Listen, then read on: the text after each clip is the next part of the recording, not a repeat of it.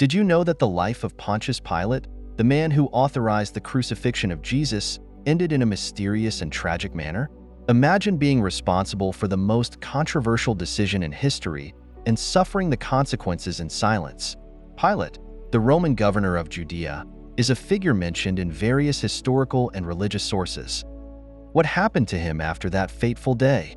This story combines biblical accounts, historical documents, and narratives about Pilate, who is mentioned in the four Gospels of the New Testament. His hesitation and eventual decision to crucify Jesus are detailed, along with his interaction with Jesus and the pressure from Jewish authorities as described in Matthew 27, Mark 15, Luke 23, and John 18 and 19. Additionally, sources like the Jewish historian Flavius Josephus and the Roman philosopher Philo of Alexandria provide further historical context on Pilate and his governance in Judea. The combination of these sources allows for a broader understanding of Pilate's complex figure and his role in the crucifixion. To fully understand his story, it is essential to explore not only the events narrated in sacred, but also the complex political and social dynamics of his time. Continue watching to discover the incredible and disturbing story of the Roman governor who sealed Jesus' fate. Pontius Pilate, the Roman governor of Judea, was in a dilemma. The Jewish religious leaders demanded Jesus' crucifixion, accusing him of. However, Pilate found no crime in Jesus. John 18 verse 38. He attempted several times to release Jesus, even suggesting the annual practice of releasing a prisoner during Passover, but the crowd chose Barabbas instead of Jesus. Matthew 27 verse 15 to 26. Despite his reluctance, Pilate succumbed to the pressure of the crowd, symbolically washing his hands and handing Jesus over to be crucified. Matthew 27 verse 24. This gesture was an attempt to absolve himself, a responsibility for Jesus' death, an act that would resonate throughout history as an example of cowardice and injustice. Additionally, the biblical narrative highlights that Pilate tried various means to appease the crowd, including the scourging of Jesus, hoping that a lesser punishment would satisfy the Jewish leaders. Luke 23 verse 16. This moment not only sealed Jesus' fate, but also marked the beginning of the end for Pilate, whose actions and their consequences would be debated and analyzed for centuries. Pilate was aware of the political instability of the region. Jerusalem was boiling over with the Passover celebration in the presence of Jesus. Considered a prophet by many, only increased attention. The religious leaders accused him of inciting revolt against Rome. Luke 23:2, a serious accusation that could justify his execution under Roman law. Pilate was in a difficult position. If he released Jesus, he could face a Jewish rebellion. He condemned him. He would be authorizing the death of a man he considered innocent. To avoid a riot, Pilate yielded to their demands. Little did he know that this decision would haunt him for the rest of his life. The Bible does not provide details about Pilate's internal thoughts, but his actions indicate a man under extreme pressure trying to balance justice with maintaining public order. Subsequent history suggests that this choice weighed heavily on him. Historically, the practice of maintaining order in provinces like Judea required a delicate balance of power, and any sign of weakness could be exploited by Rome's enemies. Pilate was therefore in an extremely complicated situation where decision had the potential to generate severe political and social consequences. While Pilate was judging Jesus, his wife Claudia Procula had a disturbing dream. She sent a message to Pilate warning him to have nothing to do with that righteous man. Matthew 27 verse 19. The dream is mentioned only in the Gospel of Matthew, and its origin and significance remain shrouded in mystery. Some interpreters suggest it was a divine intervention trying to prevent Jesus' crucifixion. Claudia Procula is a figure who appears only briefly in biblical accounts, but her intervention highlights Pilate's moral dilemma. She had suffered greatly because of that dream, which is believed to be a divine warning. Ignoring this warning would be a mistake that would haunt Pilate forever. Later, Christian tradition sanctified Proclaim, emphasizing her perceived importance in the Passion drama.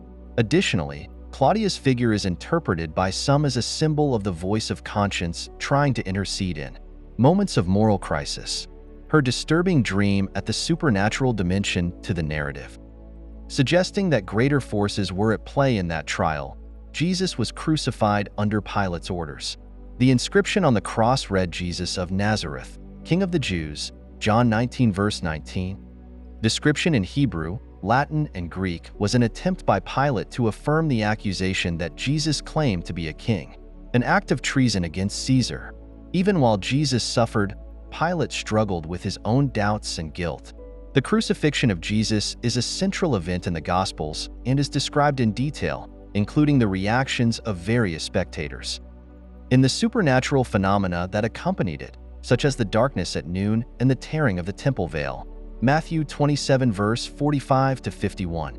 These events only increased the weight on Pilate's conscience as he witnessed occurrences that suggested the divine innocence of Jesus. The Bible suggests that the crucifixion was not just a human event, but also a cosmic moment where the forces of good and evil were in conflict. Historically, the practice of crucifixion was reserved for the worst criminals and was designed to be a public spectacle of shame and agony. Pilate's decision to proceed with this form of execution, despite his reservations, shows the degree of pressure and the complexity of the political and social situation he was in after the crucifixion. Pilate became obsessed with the decision he had made. He had been manipulated by the crowd and the religious leaders, and it tormented his soul. Jesus' words echoed in his mind. "Father, forgive them, for they do not know what they are doing." Luke 23 verse 34. Pilate's guilt grew each day, becoming unbearable. Although the Bible does not provide details about Pilate's subsequent feelings, the psychological impact of his actions is a reasonable speculation based on the gravity of the decision he made. Christian tradition suggests that Pilate never overcame the weight of his responsibility in Jesus' death, a burden that deeply affected his subsequent life. The apocryphal Gospels and other extra-biblical sources, such as the tradition of the Ethiopian Orthodox Church, elaborate more on Pilate's anguish, painting a picture of a man destroyed by guilt. His attempt to symbolically wash his hands did not alleviate the moral burden he carried, and he must have constantly been reminded of the events of that fateful day. The Ethiopian Orthodox tradition even considers that Pilate converted to Christianity, acknowledging his guilt and seeking redemption, although this is widely speculative and universally accepted. The guards watched over Jesus' tomb, reported that he had risen. Matthew 28 verse 4 to 15. This caused an uproar among the Jewish leaders, and Pilate attempted to suppress the truth by bribing the guards to spread a lie. Matthew 28 12 to 15. But the news of Jesus' resurrection spread rapidly, increasing Pilate's torment. The resurrection is the central event of the Christian faith, vehemently affirmed by the Gospels and the epistles of the New Testament. 1 Corinthians 15 3 to 8. For Pilate, the resurrection represented a crisis of legitimacy if Jesus truly rose. It not only validated Jesus' claims of divinity, but also meant that Pilate had condemned an innocent man to death. Pilate's attempt to cover up the resurrection reflects his struggle to maintain order and his own sanity in the event that defined logic in Roman authority. Furthermore, the spread of Christianity in the following decades, including the conversion of many Jews and Gentiles, amplified the impact of the resurrection and the implications of Pilate's decision.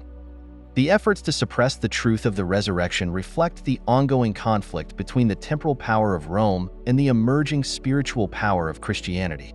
Emperor Tiberius received conflicting reports about the events in Judea. Pilate was in a precarious position, facing accusations of mismanagement. He was already unpopular due to his brutal repression and insensitivity to Jewish traditions. Flavius Josephus and Philo of Alexandria described Pilate as a ruthless governor whose actions frequently provoked Jewish anger. One of his most notorious actions was using temple funds to build an aqueduct, provoking a strong reaction from the Jews. The situation worsens when Pilate was called back to Rome to account for his actions. Pilate was removed from office after an incident involving the massacre of Samaritans on Mount Gerizim. This event, along with his overall administration, led to his recall by Lucius Vitellius, the governor of Syria and Rome. Pilate faced a rigorous investigation, and his political career came to an end. The political consequences of his actions in Judea had significant repercussions for both him and the province he governed. The political turbulence in Judea during Pilate's governance and his subsequent downfall reflect the complexity of Roman administration in the provinces. Obtaining order and imposing Roman power often conflicted with local traditions and aspirations for independence. In Rome, Pilate faced a rigorous investigation. Tiberius was furious with the tensions Pilate had caused in Judea. Pilate's political enemies seized the opportunity to attack him. He was deposed and exiled. His wife, Claudia, continued to suffer from nightmares. The death of Pontius Pilate is shrouded in mystery. Some historical accounts suggest that he committed suicide, unable to bear the weight of his actions and the humiliation of his exile. Eusebius of Caesarea, a 4th century church historian, mentioned that Pilate committed suicide under the reign. Molecular other accounts, such as those capacitors, do not provide specific details about his death. Christian tradition also presents various versions of his end, some suggesting that he converted to Christianity before dying. The legend popularized in medieval and Renaissance literature, such as the Golden Legend.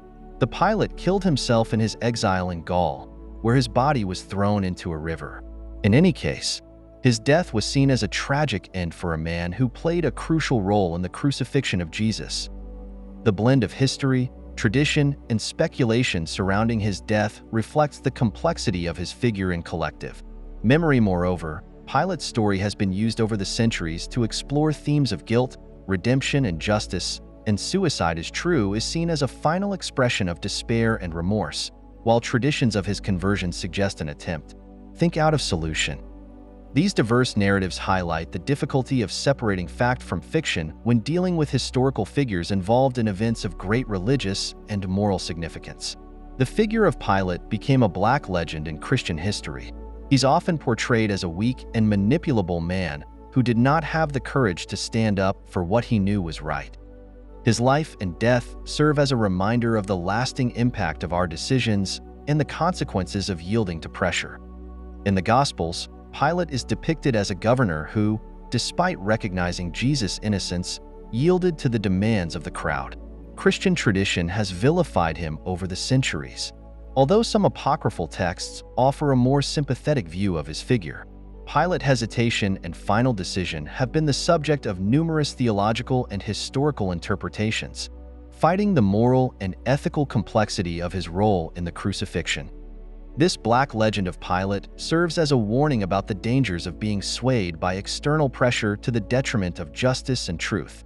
Pilate is frequently compared to other historical figures who face similar moral dilemmas, and his story is used to illustrate the importance of courage and integrity in many positions. He is remembered during Holy Week as an example of how cowardice and injustice can lead to devastating results. The tragic story of Pilate also offers profound theological reflection. He stood before the Son of God, but failed to recognize the truth. His inability to act justly as an example of human fallibility. Pilate's story challenges us to consider our own decisions and the courage necessary to follow the truth. Theologians over the centuries have debated Pilate's role in the Passion of Christ, frequently using his figure to illustrate the struggle between justice, convenience. His attempt to wash his hands of guilt is seen as a symbol of a guilty conscience trying to avoid responsibility. Pilate's figure is also used in sermons to highlight the need for moral courage and integrity. His story reminds us that in the face of difficult decisions, we must have the courage to act justly, even if it means facing personal consequences. Christian theology sees Pilate's figure as an example of the struggle between good and evil, and his failure to recognize and act on the truth of Jesus is a warning against moral complacency. Additionally, Pilate's story is an invitation to self-reflection, encouraging us to examine our own hearts and strive to live according to principles of justice and truth. Pilate became a central figure in countless works of art and literature. His internal struggle and his role in Jesus' crucifixion have been explored by artists and writers throughout the centuries. From medieval sacred art to modern literature, Pilate is depicted in various ways, reflecting changing perceptions over time. It works like the Gospel according to Jesus Christ by José Saramago and The Master and Margarita by Mikhail Bulgakov. Pilate is portrayed as a complex character torn between duty and morality. In art, he is often represented in the scene of Jesus' condemnation, his expression varying between doubt and resignation. These cultural representations reflect Pilate's lasting impact on the collective imagination, highlighting his historical and theological importance. Furthermore, Pilate appears in many Easter productions worldwide, where his role is examined and reimagined in various ways. The different interpretive nations of Pilate in popular culture reflect changes in values and social perceptions, highlighting how each generation reevaluates his figure in light of new contexts and understandings. Pilate continues to be a central figure in discussions about power, morality, and the consequences of human actions, showing his continued relevance in our culture.